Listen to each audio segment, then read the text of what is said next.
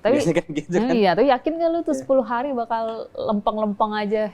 Nggak Israel namanya. Israel kalau, ya, kita sendirilah.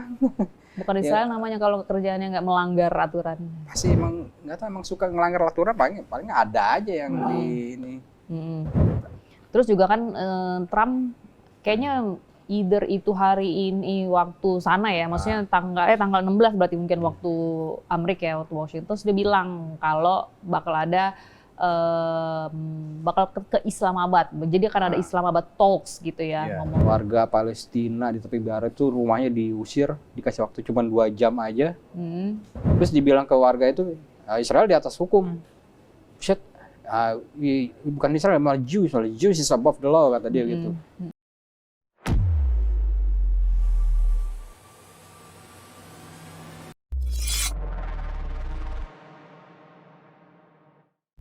Video ini dibuat bukan untuk menyudutkan siapapun, serta diolah berdasarkan fakta dan data. Jika ada yang merasa tersudutkan, silakan tonton kembali videonya dengan seksama. Halo, selamat datang di Lambe Politik. Bersama saya dan Mas Fajar. Ya. Nugraha. Oke.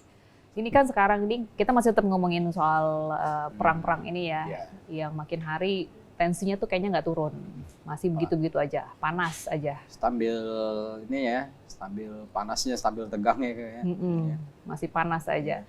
Dan sekarang ini yang terbaru adalah pemerintah Israel sama pemerintah Lebanon itu udah berhasil mencapai satu kesepakatan untuk gencatan senjata 10 hari. Baru tadi pagi di Charlene nih, kalau di waktu kita ya. Itu waktu pagi. Baru banget tadi pagi hari ini ya, 17 April. Di 10 hari ke depan bakal tetap gencatan senjata. Sebelumnya ini ya, dari perundingan dari dubes, antara kedua dubes Lebanon dan Israel di US ketemu, terus dilanjutin kalau nggak salah sama Trump tuh bilang pemimpin-pemimpin dari Israel juga Lebanon juga ketemu akhirnya ngomongin soal gencatan senjata, akhirnya ya sepakatnya juga gencatan senjatanya. Tapi menurut lo ada yang miss nggak sih menurut lo antara kesepakatan yang dibangun antara pemerintah Israel sama pemerintah Lebanon? Karena sebenarnya perangnya Israel ini kan bukan sama pemerintah Lebanon ya, tapi sama Hizbullah kan? Itu missnya, Hizbullahnya tuh nggak ada di situ. Iya, jadi maksud gue lah, terus ya kalau sama pemerintah Lebanon mah mungkin ya iya aja gitu, tapi kan belum tentu akan sefrekuensi dengan Hizbullah kan? Beda kan itunya. Tapi untungnya Hizbullahnya sih ya mereka menghormati gencatan senjata, tapi masalahnya nggak menyetujui apa isi dari kesepakatan gencatan senjata itu. Tapi buat 10 hari ke depan mereka bakal menghormati gencatan senjata itu, dia bilang begitu sih. Jadi Hizbullah, jadi selama 10 hari itu memang beneran nggak akan saling serang antara dua belah pihak ya. Kecuali mereka diserang ya. Tapi kan gitu kan. Iya, tapi yakin nggak lu tuh 10 hari bakal lempeng-lempeng aja? Nggak Israel namanya. Israel ya, kita sendirilah. Bukan Israel namanya kalau kerjaannya nggak melanggar aturan. Pasti emang nggak tahu, emang suka ngelanggar aturan, paling ada aja yang di ini. Mereka kan mikirnya ya ini kan Hizbullah bukan pemerintah Lebanon. Bisa jadi aja itu mereka diserang ini lagi. Tempat-tempat Hizbullah itu. Iya. Umumnya di Lebanon Selatan kan itunya. Terus juga kan Trump kayaknya either itu hari ini waktu sana ya, maksudnya tanggal 16 berarti mungkin waktu Amerika ya, waktu Washington, dia bilang kalau bakal ada bakal ke Islamabad. Jadi akan ada Islamabad Talks gitu ya, ngomongin antara Amerika sama Iran, ngomongin soal next-nya mereka akan kayak gimana gitu. Nah kalau menurut lo itu bakal terrealisasi dalam waktu dekat atau apa? Karena Trump bilang seenggaknya perang ini bisa berakhir sampai akhir April. Iya nggak? Pada dasarnya gue sih yakin aja, ketemu sih yakin ya. Cuman kalau sepakatnya kita nggak tahu tuh hasil negosiasinya. Soalnya kan dari willingness dari Iran tuh masih besar tetap gitu. Dan juga Panglima Angkatan Daratnya Pakistan juga udah datang ke Teheran ya kemarin kan, udah nemuin Menlu Araki juga kan. Tetap diplomasi buat ngedorong gencatan senjata aja gue masih berjalan gitu. Gue pikir sih kayaknya Trump juga mau sih sebenarnya gencatan senjata, kan perangnya ini kan ngerusak dia dari sisi domestiknya kan. Dari harga minyak yang naik gitu. Mereka kan pasokan tetap banyak. Cuman harga minyaknya banyak naik, merusak kehidupan warga, ya otomatis dukungan buat Trump bakal turun juga jadinya kan. Dia makanya nggak bakal mau kayak gitu juga sih. Tapi kemungkinan berarti realisasi lah ya Islamabad Talks itu. Jadi dua-duanya mau ngomong gitu kan. Cuman ya itu tadi sepakat atau enggaknya belum tentu. Poin-poin yang diomongin itu bakal disepakatinnya kita juga nggak tahu, belum tentu bakal goals gitu loh. Iya. Karena kan ya kalau misalkan balik lagi ke yang pertama gagal yang soal uranium atau apapun itu, kalau nanti dibahas lagi ya kemungkinan ya hasilnya kurang lebih akan sama juga itu, gitu. Kalau lo memang mau ngambil uraniumnya terus mau buka Selat Hormuz tanpa bayaran ya, bayaran tetap gitu. Ujung-ujungnya blokade juga kan gitunya. Iya. Ya kalau ujungnya tetap sama juga ya nggak akan ketemu itu. Intinya sih beda di ini ya. Kalau yang kita baca tuh kita perhatiin gitu kan. AS maunya Iran mengurangi uraniumnya sampai 20 tahun ke depan gitu kan. Kalau Iran sebelumnya udah nawarin 5 tahun ke depan mereka nggak bakal ini aja deh meningkatkan program nuklir gitu kan ya. Nggak ketemu ya udah di situ sama-sama keras ya udah. Mandek udah. Nah, begitu lagi nanti keulang lagi. Ya begitu aja siklusnya. Kalau misalnya nggak ketemu berarti perang lanjut. Ya paling nggak harus bisa lah ketemu di tengahnya gitu lah. Iya tapi agak susah kalau misalkan maunya Amerika begitu gitu dan nggak berubah. Ya kata Menlu Araghchi bilang ini maksimalis, dia maunya apa yang dia mau harus diikutin gitu kan. Kebijakannya itu kan. Ya mana mau lah Iran. Yang nyerang duluan siapa? Lu bukan gua gitu kan. Iya. Makanya. Terus tapi ini makin kesini nih gua ngeliat perang ini emang antara Amerika sama Israel udah mulai agak beda nih objektifnya. Ya kan, udah beda goalsnya. Tapi udah agak kelihatan di awal-awal sih. Maksudnya pas Israel kayaknya terlalu ambisius untuk terus-terus serang, nggak peduli ada omongan-omongan apa, dia udah nggak peduli lagi tuh. Kayaknya dia emang ambisi dia adalah dia mau nggak bisa nggak punya musuh intinya begitu. Dia harus terus berperang gitu. Nah menurut gue udah agak beda nih goalsnya. Kalau dari objektif yang terbaru yang gue lihat-lihat nih, misalkan baca-baca atau nonton berita gitu kan. Kalau Trump kan kayaknya goalsnya tuh pengen mulai dari nuklirnya Iran, maksudnya bukan pengayaan nuklir itu diturunin gitu kan. Terus sama Selat Hormuz. Terus perubahan rezim tuh menurut gue lebih ke objektifnya si Israel, lebih goalsnya Israel menurut gue. Gitu ya? Jadi Israel tuh malah justru pengennya ganti rezim sama biar bisa dikuasain gampang gitu ya. Ngancurin tuh proksi-proksinya Iran yang di mana-mana. Nah itu lebih ke misinya Israel. Menurut gue Amrik nggak terlalu peduli untuk itu gitu, karena nggak ada urusannya juga sama dia. Dia penyokong senjatanya aja jadi. Iya, jadi kayak yang penting negara gue ya. Yang penting namanya juga lu negara yang dirunningin oleh pebisnis gitu kan. Jadi cuannya aja sih dapat minyaknya aja sebenarnya kalau buat US sih kayaknya. Dari situnya aja sebenarnya yang diincernya. Pengen dapat cuannya aja gitu. Dari situ aja gue kayaknya nggak nemu nih goalsnya antara dua negara ini mau bagaimana dah. Tapi masih tetap nyerang aja, padahal nggak ketemu. Ya makanya kan Trump nggak berubah-berubah terus kan. Setiap ditanya apa sih tujuan perangnya ke Iran, berubah-berubah terus kan, dia nggak bisa netapin apa satu tujuan utama yang dia bisa jelasin ke media massa atau ke warganya gitu. Berubah apa misalnya masih nggak jelas juga apa maunya gitu. Terus gue juga kemarin tadi nonton yang si siapa Hegseth itu, kalau Hegseth kan baru kemarin kan ketemu sama Menteri Pertahanan kita yang tercinta ya untuk menjalin kemitraan. Tapi ini maksudnya berbicara soal kemarin nih ya, yang dia ketemu sama Safri setelah misalkan Presiden Prabowo ke Rusia, ke Perancis. Itu benar-benar memperlihatkan negara kita memang politik luar negerinya bebas aktif banget ya. Iya. Gue sih ngeliatnya kayak ini balance of power-nya jelas gitu loh. Kita di Rusia main, di barat ya diwakilin sama AS sama Prancis juga masih dekat, masih bisa gitu, masih bisa ketemu gitu kan. Pas gue ngeliat, widih di mana-mana berjalan nih kayaknya nih. Iya, kira-kira nggak masalah kalau hasilnya jelas kan nggak masalah juga. Iya, mantul. Gitu. Terus udah gitu kadang-kadang gue juga suka bingung. Maksudnya bukan bingung sih, tapi lebih somehow kenapa yang dipilih sama Pak Prabowo nih ya, sama Prabowo itu adalah ke Prancis.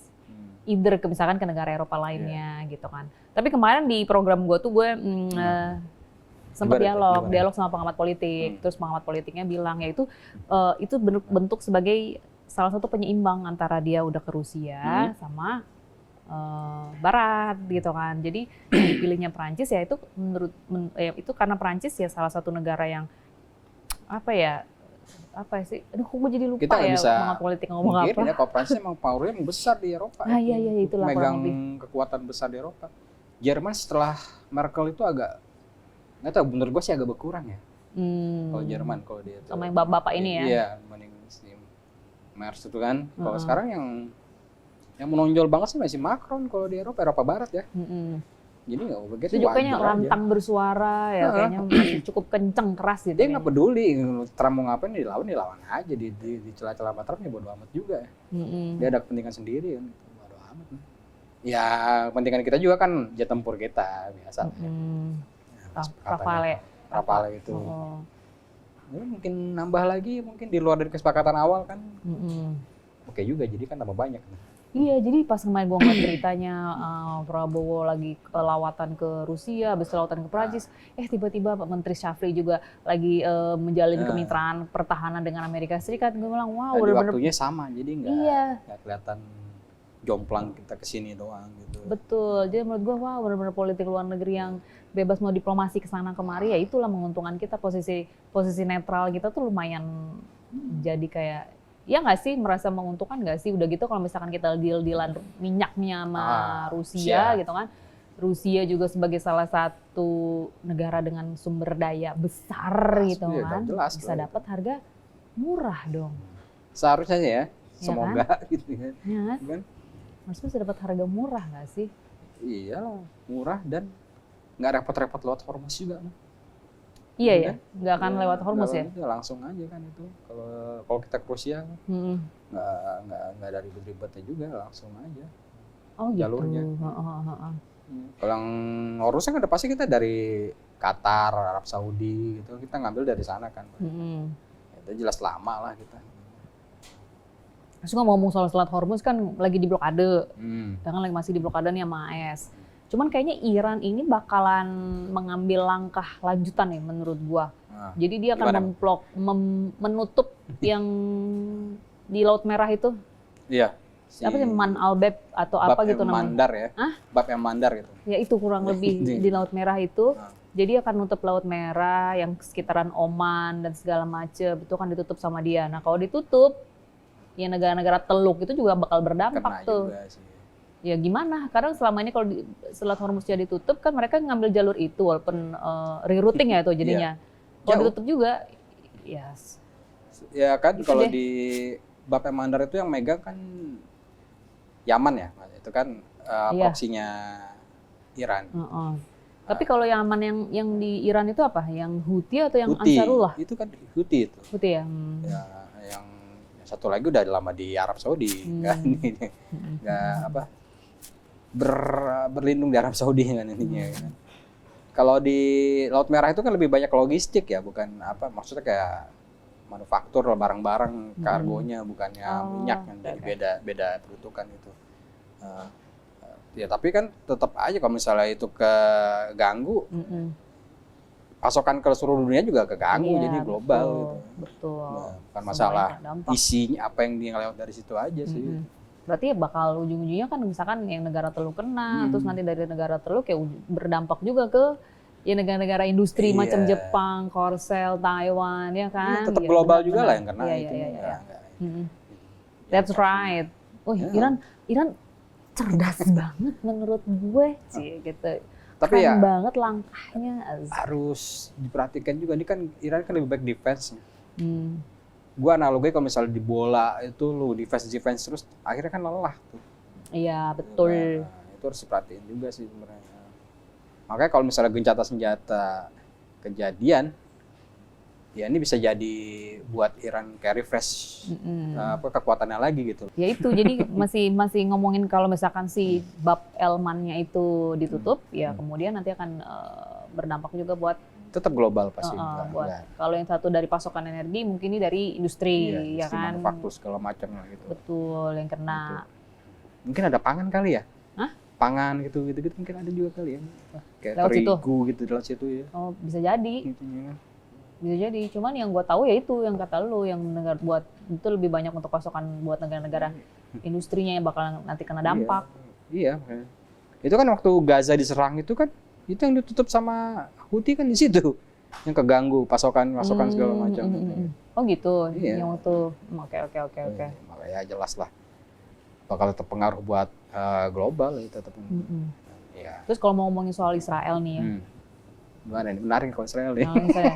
Israel karena Israel ini selalu ada yang bisa dibahas dari Israel ini ya. Banyak. Sebagai negara yang kayaknya banyak banget ya pemujanya ya. Bermasalah tapi banyak banget yang memuja negara itu gitu. Mulai dari, tapi kita bahas pelan-pelan mulai dari yang nuklir. Ya. Misalnya kok jadi Prabowo lagi Donald Trump. Misalnya Donald Trump nggak mau kalau Iran terlalu banyak nuklirnya diperkaya gitu, pengayaan nuklirnya tuh benar-benar ditambah gitu kan, dia nggak pengen. Tapi sementara buat Israel itu nggak ada ya, longgar ya aturan-aturan kayak begitu ya. Itu kan yang standar gandanya itu kayak gitu. Sementara kalau laporan udah bukan di atas kertas ya, mungkin semua orang di tempatnya udah tahu kalau Israel tuh punya senjata nuklir. Dan katanya senjata sampai 200. Iya. Ledaknya. Banyak cuy. Munculan Iran dengan program nuklir ini dianggap mengganggu Israel juga. Dia nggak mau. Dia mau tetap dia aja yang punya senjata nuklir di situ di kawasan Timur Tengah ya. Dia mau kayak gitu kan. Dia nggak ratifikasi NPT-nya IAEA. Nuclear Proliferation Treaty itu nggak diratifikasi sama dia kan. Nggak ikutan treaty itu ya. Tiap dari IAEA mau meriksa nggak dikasih. Ya karena dia nggak tanda tangan itu, jadi dia nggak ya punya hak untuk menolak kalau diperiksa gitu. Nah, ya itu kan udah jelas kalau lo mau enak sendiri aja nih gitu kan. Ya, tapi ya gimana Israel dari dulu kayak gitu ya. Merasa gue sih ngelihat dari yang baru kemarin itu yang menterinya Itamar Ben-Gvir tuh di tepi barat ya. Warga Palestina di tepi barat itu rumahnya diusir, dikasih waktu cuma 2 jam aja. Terus dibilang ke warga itu Israel di atas hukum.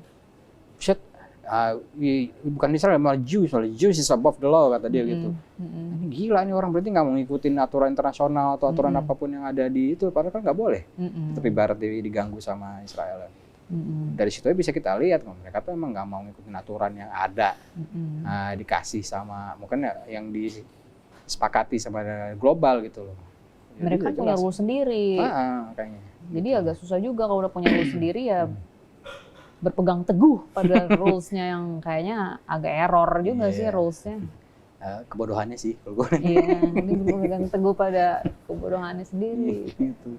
Jangan keras. Gue nggak enak nanti siapa tuh ada anak kecil yang nonton. Iya ada ya gitu ya anak kecil yang nonton nggak ya? Iya.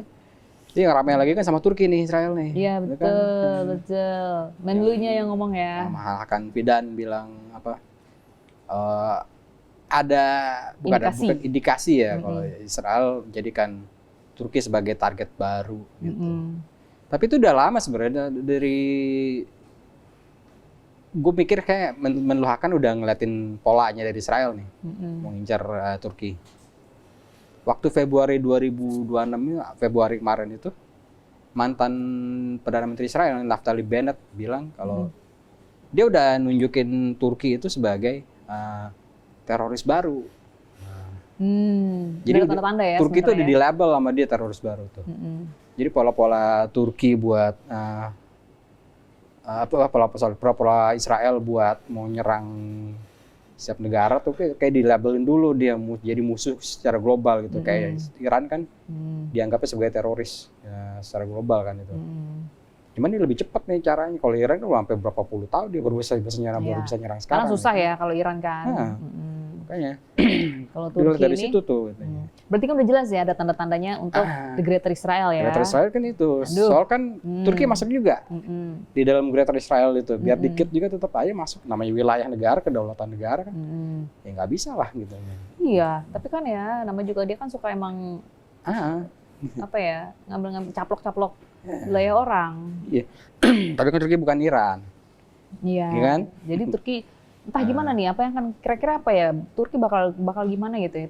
Marah sih mungkin iya. Kan kemarin terakhir si Recep Tayyip ngomong kalau maksudnya masih minta dukungan internasional untuk menghentikan apa yang dilakukan sama Israel. Iya, ya kan? Tapi kan kapasitas dia cuma sebatas itu mungkin. Kayaknya ya feeling gua, entah kenapa dia mau bisa apa lagi nih si Turki ini. Gue sih mikirnya melawan, Turki tetap ngelihat, mengawasi, dan udah punya rangka nih buat ngadapin Israel tuh kayak gimana. Oh jadi sebenarnya dia udah bersiap juga ya? Gue pikir sudah bersiap. Okay. Dia di NATO kekuatannya terbesar kedua kan. Nah, terus juga dari segi ekonomi pun dia juga anggota G20. Lumayan strong ya. Strong juga gitu kan. Okay. Dan nggak bisa sembarangan juga Israel main nyerang Turki. Soalnya kan di NATO masih ada AS. Okay. NATO punya artikel 5 dari traktat NATO. Kalau ada satu negara anggota mereka diserang, negara lain berhak untuk membela. Gitu kan. Tapi masalahnya beberapa hari ini Trump udah bilang, bukan hari ya, minggu lalu pas ketemu sama sekjen NATO bilang kan, dia ada nggak puas kalau NATO waktu itu nggak ngebantu AS menyerang Iran gitu kan. Betul. Jadi ada indikasi mau keluar juga dari NATO gitu. Kalau misalnya AS keluar dari NATO kan jadi lebih luasa lagi Israel buat nyerang Turki. Ya karena gitu. Nggak ada yang ngebelain Turki. Iya, karena ya di NATO-nya udah benar-benar posisi Israel jadi lebih longgar, lebih mantap buat nyerbu. Lebih gampang aja. Tapi kan masih ada negara Barat lainnya harusnya bisa yang mencegah. Soalnya tapi siapa tuh negara Barat yang lain tuh kira-kira? Banyak di NATO itu kan ada Prancis, negara NATO-nya juga maksudnya. Prancis, Jerman, sama Inggris itu kan mereka Turki itu kan jadi hub ekonomi masuk ke dalam Eropa. Belum lagi Turki jadi istilahnya yang halau laju imigran masuk ke Eropa Barat. Taruh ke Turki dulu kan itu. Ya, dari situ juga dari ekonomi juga oke, kan di Turki buat perdagangan, jalur perdagangannya dia segala macam itu masuk ke daerah Eropa juga, adalah Turki juga ada. Gitu. Jadi ya bargainnya kuat lah Turki buat ini. Untuk minta tolong ya, untuk seek help gitu. Nah di situ, gue pikir ya Israel nggak bisa macam-macam lah sama Turki, beda nih sama Iran gitu. Oke. Kalau misalkan ngelihat buat sekarang aja kan NATO udah menyatakan against ya, maksudnya pertentangannya dengan apa yang diinin sama Amerika gitu. Sampai Amerika kan Trumpnya sampai sewot sendiri. Baru-baru ini yang dia nyentil Perdana Menteri Itali, ya kan, diomongin kalau lu ngebiarin si Iran punya nuklir yang serang dua tuh negara lu, kata dia gitu. Tapi kan dibalas juga sama Itali gitu kan. Itu. Dibales. Apalagi dia habis nyela Paus ya. Iya, nggak suka terima dong Perdana Menterinya. Terima juga sih Giorgia Meloni itu kan. Lu udah mau paus aja masih aja lu diajak duel, nggak diajak baku ini. Adu mulut. Nggak punya otak sih emang gimana. Dibales sama si PM Itali. Seumur umur gue baru negara yang punya nuklir yang gue lihat cuma Amerika yang pernah make, yang lainnya enggak gitu kan. Dibales. Terus si Inggris juga tetap kekeh nggak mau membantu Amerika gitu kan. Iya, tetap masalahnya NATO yang dukung dana paling besar US. Iya. Tetap dari situ Tapi kayaknya kan, terakhir tuh si sekjen NATO-nya kayaknya ngomong, maksudnya Mark Rutte ya. Bukan berarti bukan Rutte. Berarti yang lain, maksudnya kayak ya NATO masih tetap sekutu AS. Ya, tetap, tapi kita juga punya kepentingan wilayah sendiri yang juga perlu diutamakan. Intinya itu begitu, tetap jadi sekutu AS, cuma punya kepentingan sendiri juga. Itu jadi gimana ya? Gue juga jadi agak bingung sih. Jadi pengen tetap Amerika itu bertahan di mereka, tapi mereka juga tolong dimaklumi kalau mereka kadang-kadang tidak sejalan dengan apa yang diinginkan sama Amerika gitu. Mungkin lihatnya bisa kita lihat dari ini ya, pemasok senjata terbesar NATO itu dari AS sebenarnya. Jadi mungkin mereka dia tetaplah jadi pemasok senjata buat kami lah gitu. Tapi buat yang jaga keamanan di sekitaran Eropa atau NATO, anggota NATO tuh ya biar kami aja gitu yang ngurusin. Mungkin maunya mereka kayak gitu tetap gitu ya. Cuman kan Trump nggak mau. Dia udah ngeluarin duit banyak buat NATO, tapi lu nggak bisa waktu gua butuh bantuan soal Iran lu nggak mau. Dari situ kan ada buat Trump tuh nggak oke lah. Namanya bisnismen kan ya lu gua kasih keuntungan, lu kasih keuntungan buat gua juga dong kayak gitu. Kalau Trump maunya mungkin kayak gitu. Iya. Dan baru-baru ini gua baca di Reuters pasokan senjata untuk Eropa itu lagi delay dari Amerika untuk ke negaranya nggak di-mention, cuma negara sekitaran Baltik dan Skandinavia. Itu harusnya mereka dapat pasokan senjata, cuman delay karena yang pertama dipakai buat perang Iran. Dipakai buat perang Iran, terus yang kedua dukungan NATO ke Amerika yang nggak sesuai dengan harapannya Donald Trump, jadi ditahan lah itu. Iya, pasokan senjata AS itu banyak yang diambil, maksudnya dari Korea aja banyak yang dipindahin dari Korea buat perang ke Iran kan. Akhirnya Korea kan khawatir nih, takutnya Korea Utara bakal nyerang dia karena soalnya nggak ada bantuan gitu. Betul, mana Korea Utara lagi ini uji coba uji coba deh. uji coba mulu lagi. Kan sempet 2 kali rudal dia coba. Ini gila nih, kesempatan banget kayaknya nih kan. Itu dia masih ada ini sih latihan perang militer AS sama Korea, tapi kan kalau itu cuma latihan perang, bukan kontingensi intinya kan, beda lagi. Beda. Ketar-ketir lah Korsel kan, ya wajar kalau ketar-ketir. Sementara yang ditakutin dia tuh, maksudnya dia lagi marak-maraknya latihan uji coba gitu. Iya, ya mungkin dari NATO yang dari situ juga sih, ya udahlah, AS lu nggak bantu gue di Iran, ya udah cuma dapat ini aja, mungkin ya nggak dikasih lagi tuh. Tapi apa ya kira-kira negara yang lagi tertunda itu ya menurut lo? Dia bilang sih negara-negara Baltik dan Skandinavia, berarti ada lebih dari satu negara yang pasokan senjatanya ini tertunda. Baltik mungkin Serbia mungkin kali ya? Hah? Serbia gitu-gitu kalau Baltik masih. Emang Serbia get along sama Amerika? Kayaknya ada deh Estonia yang dekat sama ini. Estonia tuh ya NATO ampun, juga. Estonia. Gitu kan. Kecil banget kayaknya ya. Negara itu ngapain butuh senjata, tetap ya butuh senjata. Itu kita nggak tahu juga pasti kayak gimana. Emang. Tapi ya. Skandinavia apa Swedia? Nebak-nebak buah manggis saja ini, nggak tahu bener nggak tahu iya. Kita nggak tahu kan itunya. Ya kok gue pikir sih emang negara-negara baru yang baru bergabung sama NATO kemarin itu kayak Finlandia gitu yang baru masuk itu mungkin itu yang nggak dapat pasokan senjatanya gitu. Iya. Tapi besar kan? Iya, tapi gue menjadi bertanya-tanya negara apakah itu yang tertunda. Nanti kita cari tahu gimana. Cuma dapat hintnya begitu doang tuh. Tapi balik ke Turki ya. Soal dia kemungkinan ada indikasi diserang sama Israel. Kepemimpinan di Turki itu bisa jadi ini loh bukan leverage tapi jadi salah satu acuan loh.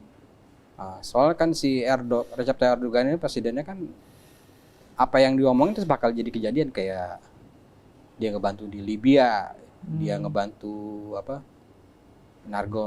yang di Armenia nggak salah ya, Azerbaijan itu.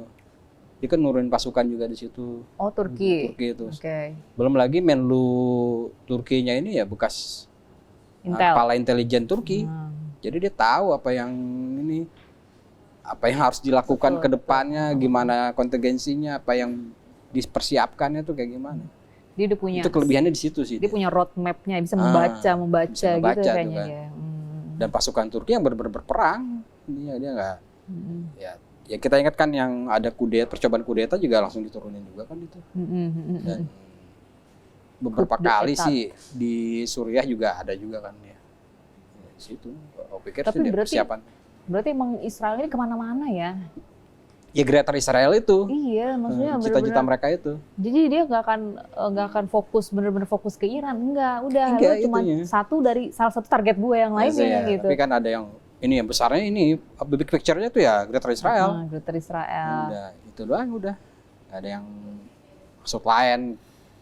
Ya bonus lah kalau misalnya didapetin apa maksudnya bisa ngalahin Iran ataupun menghalau program nuklir Iran. Ya, mungkin tapi maksud gue sampai kapan ya dunia ini bakal diem aja ya? Melihat kira-kira bisa nggak ya dunia ini menghentikan niat Israel? Ya kalaupun dia punya niat, tapi kalau akhirnya melanggar itu bisa di stop gitu. Ya kalau kita lihat beberapa bisa negara di dunia itu warganya sih emang udah apa ya udah begah banget sih sama Israel sih ya. Tapi pemimpinnya kan nggak bertindak apa-apa. Iya, susah juga. Jadi harus ada sosok yang benar-benar berani ngelawan dan punya kekuatan besar dalam artian militer sama dana ya. Yang bisa ngelawan Israel sendiri ya bisa berhenti ya, bisa dihalau lah Israel ya. Tapi yang punya itu semua kan Amerika. Maksudnya dia beli condongnya ke Israel juga kan. Sekutu erat, konco kental. Ya, kalau misalnya negara Arab mau gabung semuanya punya satu tujuan sih bisa aja. Waduh, itu lagi lebih susah ya. Tapi tiap-tiap mereka juga bertempur, masalahnya bukan bertempur tapi kayak nggak akur juga gitu, kurang kompak lah. Iya, ya susah lah kalau negara teluk kita mau harapin juga mah.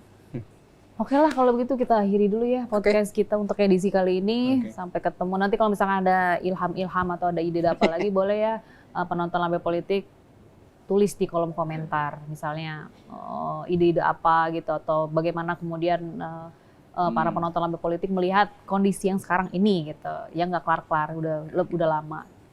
Oke. Terima kasih, thank you for watching. Bye. Dadah.